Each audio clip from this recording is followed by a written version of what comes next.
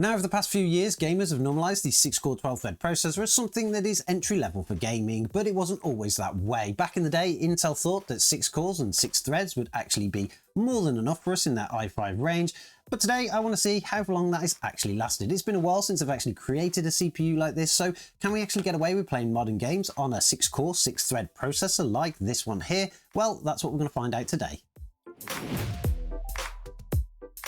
Okay, so to help us with today's demonstration, we have a CPU here from Intel. It is from Intel's 9th generation, and it is the Intel Core i5-9400F.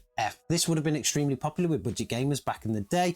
They didn't cost a lot, just like the 10400F was very popular, and even now today, the 12400F is still really popular, even though it's a little bit old, but they offer some great performance for the price that you're paying. This one would have come with 6 cores and 6 threads with a boost clock speed of 4.1 gigahertz.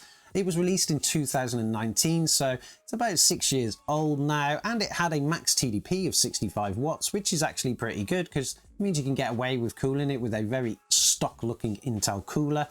I was actually given this one a couple of years ago, but I never really had a chance to use it because I didn't have a motherboard, and it came boxed with the actual cooler inside that's never actually been used. It still has the thermal paste on it, which is pretty cool. And overall, they were pretty decent stuff compared to the AMD offerings at the time, which was just the early Ryzen processors, which were reasonably weak. They just offered a lot of cores and threads. These things actually performed exceptionally well against them. But obviously, we want to find out today, how well has it actually lasted? Can you still game or play modern games on a 6-core, 6-thread processor? Well, obviously to find that out, we need to build a bit of a system. I do have a motherboard, and I will be honest, I completely overpaid for this motherboard. Definitely don't go and do this nowadays. You can get things much better.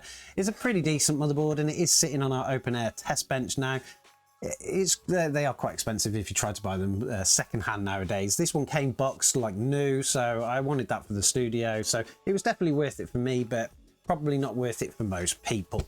Now, this came at a time when Intel was actually using their super square CPUs. Nowadays, they're a bit of an oblong or rectangle. And of course, mine is completely boxed like new. If we just open up the little CPU clamshell here, we can see how small CPUs really were back in the day. Very tiny, and Intel really didn't change this shape at all, but we just need to install it into the motherboard and we should be good to go. This motherboard has been tested, so it should work perfectly fine. And there we go, there's our CPU. Drop it down, pull the little peg round, and the CPU is installed and everything is looking good. Now, this motherboard may be a little bit over complex, but the one thing that's not going to be over complex is the cooler. We're just going to be using a standard Intel stock cooler. Considering the CPU is only 65 watts, this should work perfectly fine, and it's going to be pretty low profile, but I'm sure during the testing, we'll see if we actually get any temperature issues. So we'll drop this cooler on, and then we'll head over to the testing bench and see what kind of games we can play. So when it comes to pairing this CPU up with a graphics card, we've decided to go with something a little bit more realistic instead of going for something super high-end and modern.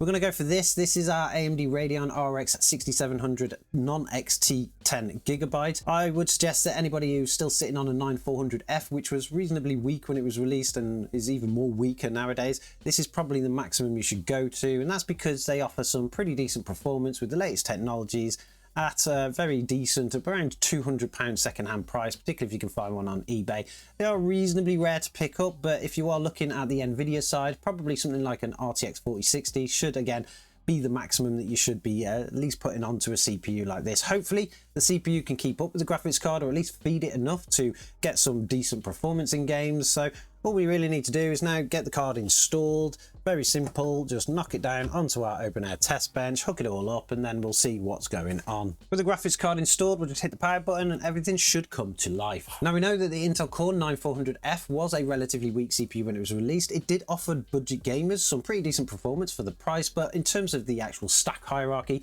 it was pretty low down there. And that's even worse today because there's been some huge leaps in terms of CPU performance, particularly from the AMD side. So it doesn't always make the best thing to purchase nowadays, but if you are somebody that actually still has one, you should be able to get some kind of gaming performance out of it. And to be able to test that, we're going to go for Cyberpunk 2077. Now, this game was released only a year after this CPU was, so it should actually get the game up and running, although it was complete trash when it was released. They've made some huge leaps and bounds in terms of performance enhancements and fixes and things like that. So the game, it's actually a pretty decent game now, and it runs pretty sweet on most things. But we'll start Cyberpunk 2077.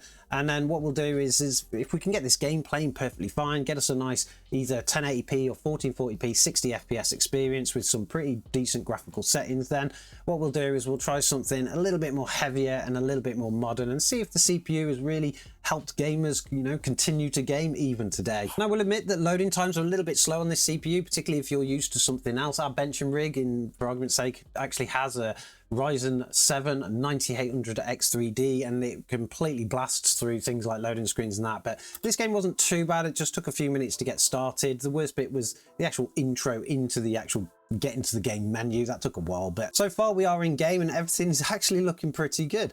We are currently getting an average of around 83, 84 frames per second with a 1% low of 64. Not 100% sure what the actual settings are, although I can tell that it is in 1080p, but so far everything is running pretty sweet. The graphics card is lagging a little bit behind here, only getting a utilization of around 95%, and the CPU is hitting up to 99, but so far the CPU is kind of handling this graphics card reasonably well. They're both in the 90s, the high 90s, so everything looking pretty good. We'll head over to the settings though, and we'll see what we have actually got configured. Like I say, we are in 1080p, we don't have any VSync on, and then in our graphics preset, I believe this is set to a high, but we will change it just in case. So we'll go down to a high setting. We don't need to save that because I think that's exactly what it was. Actually, we'll go back to the settings there. We'll turn off any kind of resolution scaling because we don't want any resolution scaling at the moment. It's just going to put a little bit more demand on the CPU. We don't want that. We'll head back into game and we'll find a vehicle to drive around with, because in this game, that is when you really do see a bit of a hit on a system. I'm pretty sure this is a car that we can drive. So we'll steal this car and we'll see what kind of performance we get. We have seen a slight dip now below that 60 FPS on the 1% lows. It's around 55, but that's still more than playable. We'll just drive around for a little bit and our performance hasn't really changed even in a vehicle. We're currently getting an average of 84 frames per second with a 1% low of 60. So this is definitely actually a playable game. We've got the police chasing us now because we stole this car. We'll have to see if we can get away from them. Everything seems to be running beautifully smooth. The game looks fantastic in a high setting, and we haven't had to use any kind of fancy technologies to be able to get this kind of performance. So far the CPU is holding up pretty well. It is kind of tipping around 90% at the moment, whereas the graphics card is dropping up and down between 80s and around 97%. But again, everything seems to be playable so far. So what we'll do is we'll head over to the settings, and what we'll do is we'll go to our video settings. We'll try to reduce a little bit of that CPU load by increasing the resolution to 1440p. Might sound a little bit crazy to some people out there, but the higher the resolution, the less work the CPU actually has to do. So we'll bump this up to 1440p. We'll apply that setting, and now we'll see if we can actually get a playable experience at 1440p as well. Now we're still in our vehicle here, and of course our performance has dropped a little bit, and that's because obviously we're now in a higher resolution. The graphics card's got to work harder, but as you can see from the metrics in the corner, the CPU now is a little bit relieved. We're currently running at 61% utilization on the CPU, and the graphics card's still running at around 97, 98%. So it's more than handling this game at the moment in this resolution and setting. We are currently getting an average of around 54 frames per second with a 1% low of 46. So that's not 100% to our 60 FPS target, but we could probably easily fix that by going back to our graphics settings, dropping the graphics settings down to a medium setting, and we'll turn off the resolution scaling again. We'll save it on a medium setting. Hopefully that will boost up our performance, and clearly it has. We're currently getting an average now of 66 frames per second with a 1% low of 49. That is more than playable, and this game is really super smooth. Even in a medium preset, it still looks absolutely fantastic. Of course, we're not going to get any kind of ray tracing performance off this kind of system, but so far, if you are somebody with an i5 9400F still, and you use a graphics card like the RX 6700, you're going to get a pretty decent gaming experience in Cyberpunk 2077. This game is a little bit older than modern games, of course. It's what now? About 5 years old this game is, so it's 1 year younger than the actual CPU. So let's try something a little bit more modern, something a little bit more demanding, and see if we can at least get it playable. The game that we're going to go for is, we'll just scroll down to our games list. We've got so many games on here. Indiana Jones and the Great Circle. It was actually only released probably 6 months ago, and it is a ray tracing hardware requirement type of game. It's using the latest engines. It looks absolutely gorgeous, but we'll see if the 9400F has what it takes to get Indiana Jones and the Great Circle playing at a decent experience. Again, just like Cyberpunk 2077, the actual introductory loading screens take a while to actually get through. Some of them actually hang, and you can tell that it's kind of loading in the background. The animation is quicker than the actual loading, but that's perfectly fine if you're willing to wait and you don't want to buy a new CPU. This is the kind of thing that you expect, but the game is slowly getting into it at the moment. We're going through these introductory screens, things I've loaded. I actually really like the way that this game does its menu system, because that is basically you're in game, even in the menu system. It's just sitting there in the background, and you can kind of tell from your stats what kind of performance you're going to get. I'm going to head over to the settings first though, and we're going to double check what our video is configured to. Well, this game is automatically configured in 1440p. I think what we'll do is we'll start from there, see what kind of performance we get. And it is currently set to a high preset. We also don't have any kind of upscaling on at the moment. It's native TAA, so there's no real help here from any kind of fancy technology. So let's head into the game and see if we can get it playable. Amazingly, we can see that we're currently getting an average of 57 frames per second with a 1% low of 46. This is completely playable for most people, to be honest. It's a near 60 FPS experience. The more we move around, the more it kind of goes up and down a little bit, but it is kind of sticking to that 52 FPS on average with a 1% low of 41. Probably would rather have this a little bit higher, particularly in terms of performance, just because the game does look absolutely beautiful and you kind of want a real smooth experience here. 60 FPS is probably going to provide the best smooth experience, particularly if you are playing on a controller, although many people would say you can get away with 30 FPS if you were playing on a controller. The graphics card is currently running at 99% utilization, and the CPU is running at around 69%, so everything is perfectly fine there. It's actually coping really well with this graphics card, particularly in 1440p. And I think instead of actually dropping the resolution, what we'll do is we'll tweak the settings and see if we can get a true 60 FPS experience with 1440p. If we can do that on this game, that's an amazing achievement for this little tiny CPU that actually nowadays would cost you around £30 on eBay. We'll head back over to the settings and we're going to go to our video settings here. The first thing that we're going to do is turn down the graphics quality to a medium.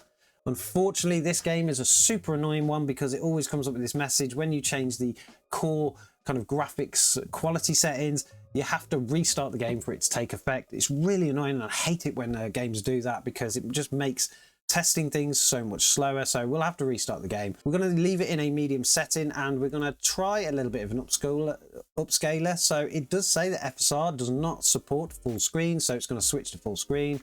It's going to we don't need it to revert, so let's go to FSR. I'm not 100% sure which FSR that is. We do have access to frame generation, so we can clearly get this game playable if we did that, but I don't want to do that. I'm going to set it into a quality setting.